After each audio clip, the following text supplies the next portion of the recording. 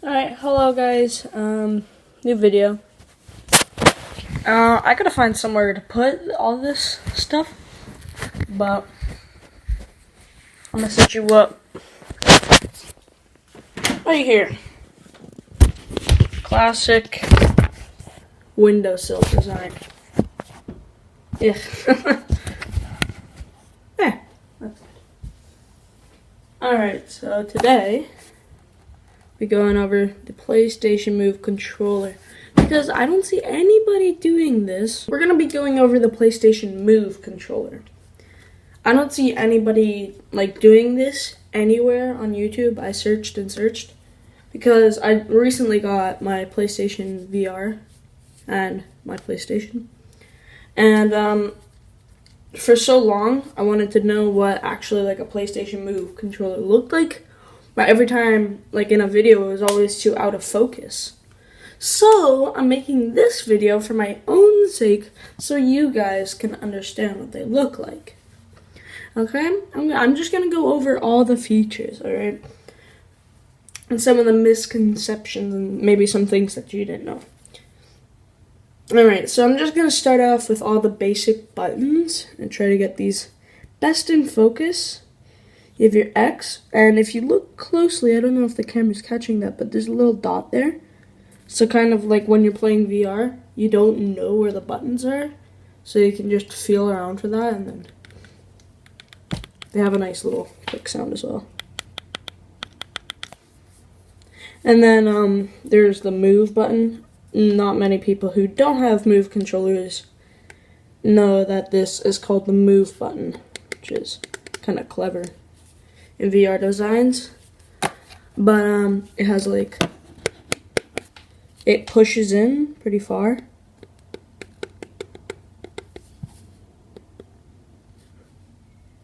Like that, yeah. It's kind of awkward making this video, but I don't care.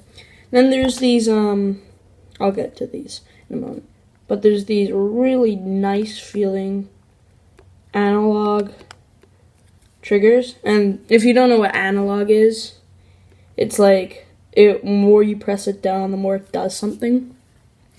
So if I were playing a VR game, I'd do this, and my hand would slowly close, but if I did this, my hand would just immediately close. If I were to do this, it would slowly close, but if I were to do this, completely close.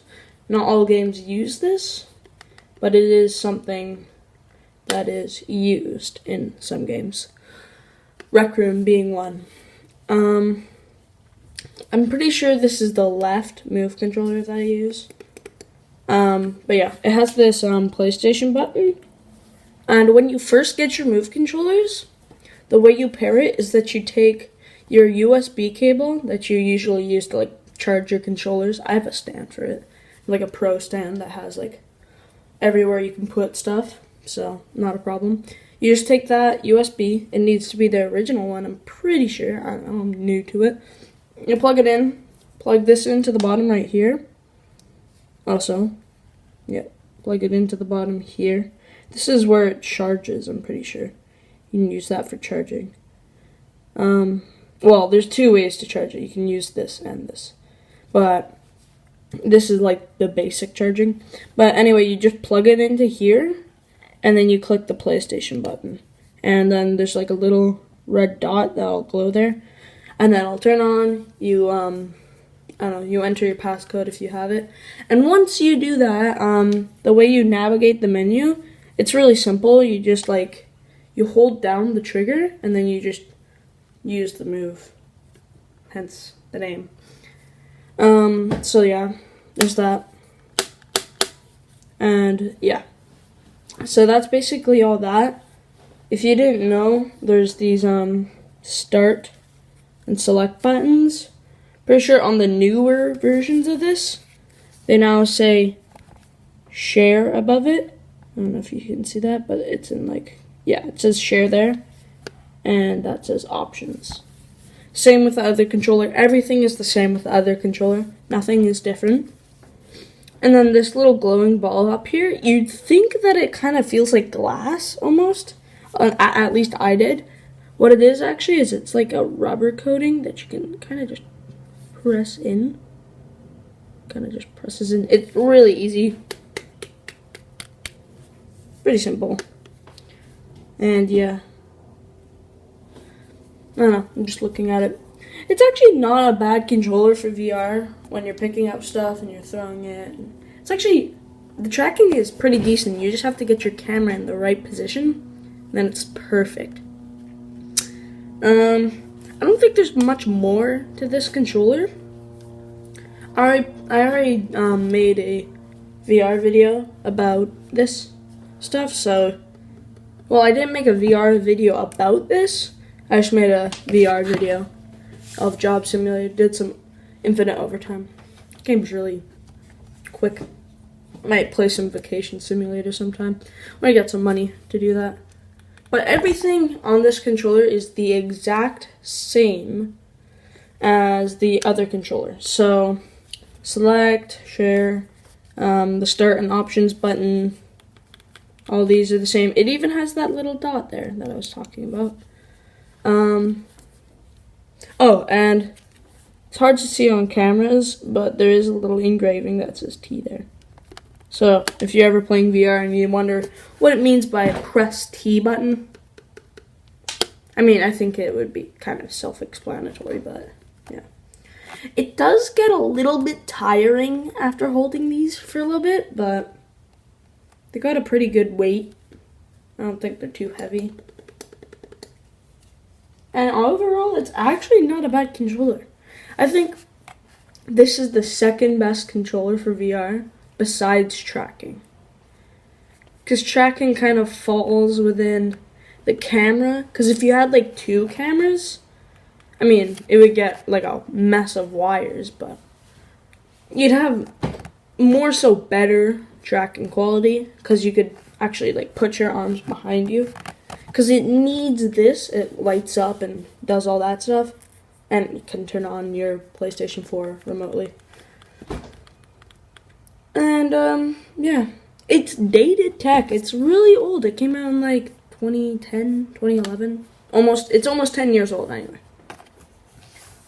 I just realized my closet's a little open. It doesn't matter. But, yeah, pretty old, actually. It's also kind of weird how like the buttons look. I don't know. The only thing I don't like about PlayStation VR is the tracking, because it can be really catastrophic sometimes and can really make you frustrated. But once you get your camera in the right spot, it's really good. So, but I just don't like how tiny the buttons are, like how weird they are. Because they kind of poke out a little. Like I'm actually holding it flat here. You can see it, it kind of pokes out a little. I don't know. It's like the joysticks on a DualShock 3? 3, yeah, DualShock 3. It's like the joysticks there, it kind of pokes out. It's the same thing here. And like the way they just kind of go in. Like I don't know, I just don't like it. Like the side thing. I don't know. Overall, they're actually pretty durable. I do like them. And you'd think that this is like the split. Like if it was like taken in two halves and put together, like some plastic stuff. It's actually not, it's actually just an indent. It's not actually put together because, see, it just stops here. I don't know what it's for. Yeah, there's just a little, like, slit there. It actually doesn't go all around like an actual plastic thing. It just stops there. So yeah, pretty nice controller, I'd say. Really nice controller. It can slip out of your hands. You'll probably find that in a blooper somewhere. But overall, I actually kind of like this. Like it's really not bad. But anyway, I'm gonna put this over here. If you enjoyed the video, just give it a like. If you didn't, give it a dislike. I don't really care. If you really enjoy the video, consider hitting subscribe. You don't have to smash it. Just give it a light tap. Just a little light tap, right? Anyway, I'm not gonna drag it on too long. Yeah, there's nothing else I need to say. All right, bye.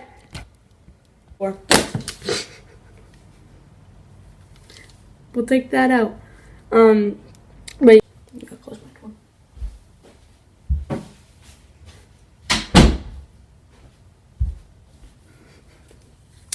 I don't